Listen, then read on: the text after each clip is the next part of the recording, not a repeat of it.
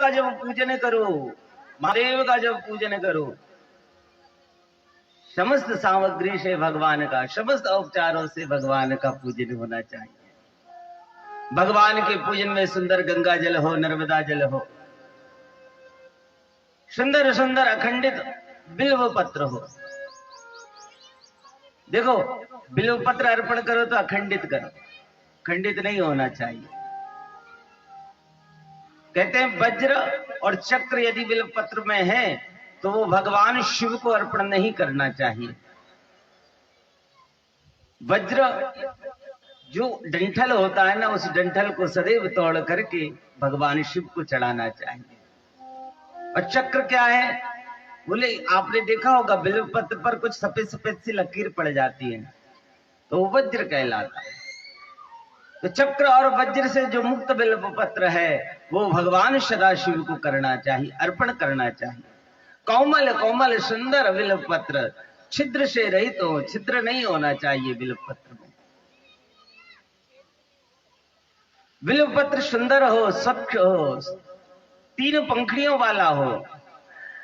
बाकी 14 पंखड़ी तक मिलती है, लेकिन यदि 3 पंखड़ी का भी है तो ऐसी महिमा लिखी है महाराज बिल्व पत्र की कि बिल्व पत्र भगवान शिव पर अर्पण करने से अनेकों जन्मों के पाप ताप नष्ट हो जाते हैं।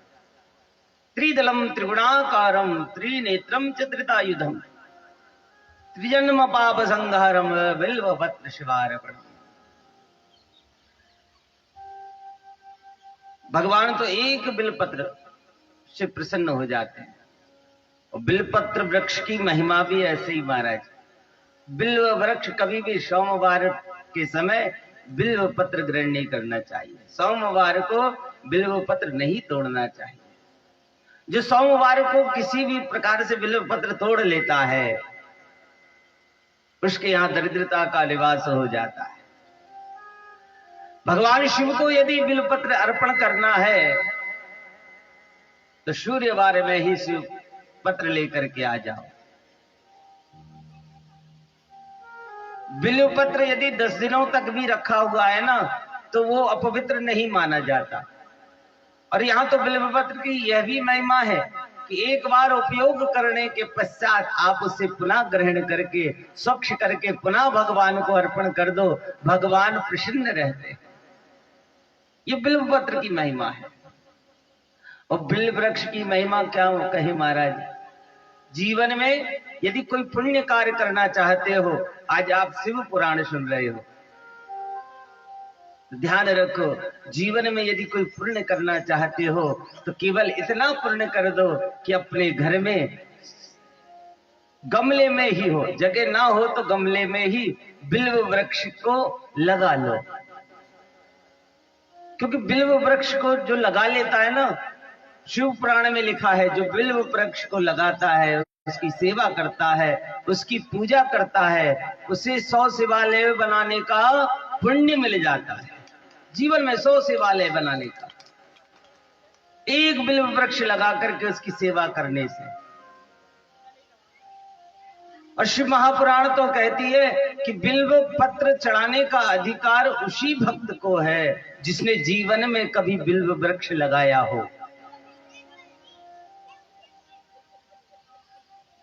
और बिल्व वृक्ष जब आप जाओ उसको पहले प्रणाम करो।